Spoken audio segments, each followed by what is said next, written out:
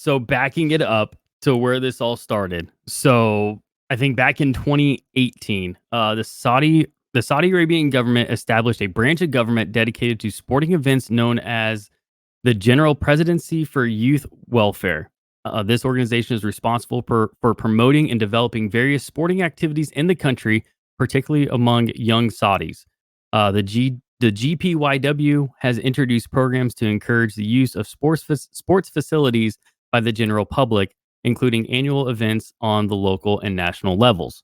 So we've seen this, right? Like this is where Gamers 8 came out of. All of a sudden there was this very big tournament that had a lot of prize pool money put into it, and that pulled in like, oh yeah, I want to go be a part of that.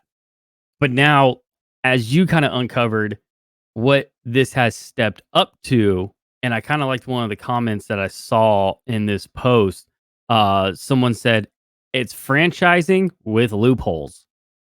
So what Rocket League hasn't wanted to introduce, or a lot of other games, this I don't investment firm, because it's not actually a part. This part of it is not part of the Saudi government. Weren't you finding that it's like it's an investment firm? It's something completely separate. Yeah, it says organizers say the EWC will not be funded by Saudi Arabia's public investment fund, but instead be made of a combination of host nations funding and sponsorship deals. So the host nation is always Saudi, but they're not reaching into their public investment fund, the PIF, that we were talking about. So yeah, a lot of things there, but the money is insane too, right? $60 million prize pool this year. I think it was $45 million last year. While Have other you not seen their esports, cars over there? yeah, but the thing is, it's like it seems so dead to other places.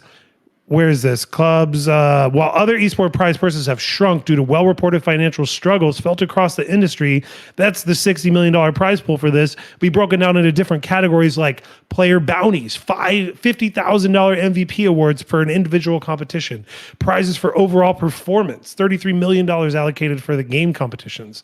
It comes after a difficult period in which the industry saw large-scale layoffs, which included game developers and publisher Riot Games letting 11% of its workforce go. Like, it's an industry sinking, and these guys come along and just throw this life preserver made of money at it, and everyone's going to grab it. They have no choice to, right? So that begs the question to me, who's going to benefit?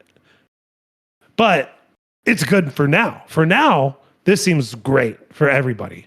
Well, right now, who stands to benefit the most? Obviously, we're looking at players, making consistent money, orgs making consistent money, but it's going to be the Saudi government.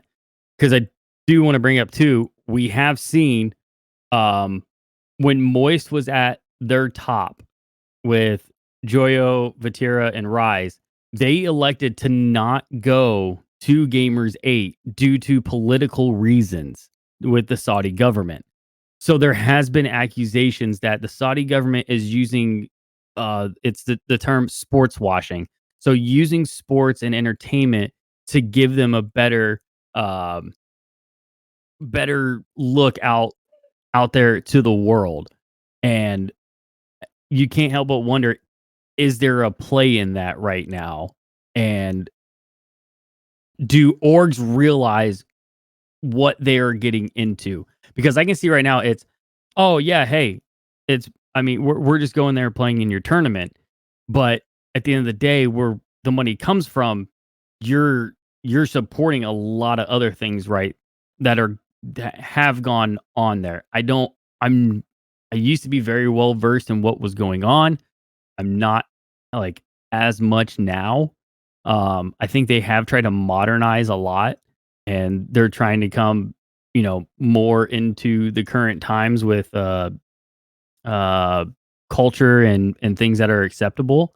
But is this the wrong play for esports? Is this who they want to be in business with?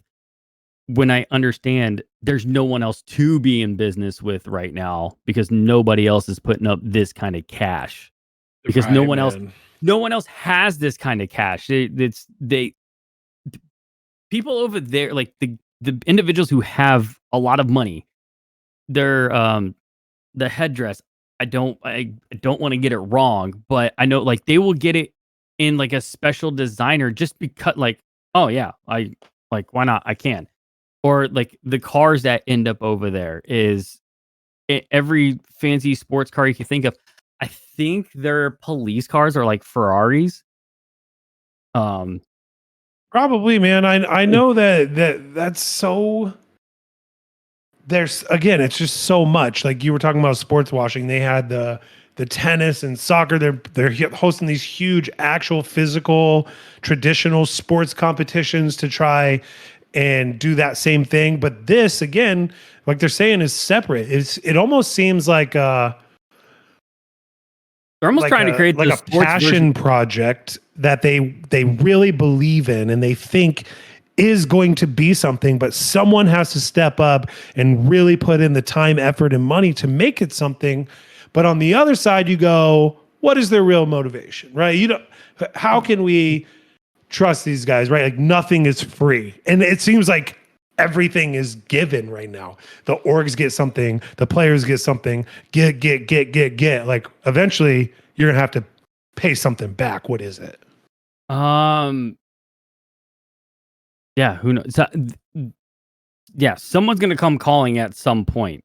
There will be something that happens in the world and I guarantee you orgs will have to make decisions.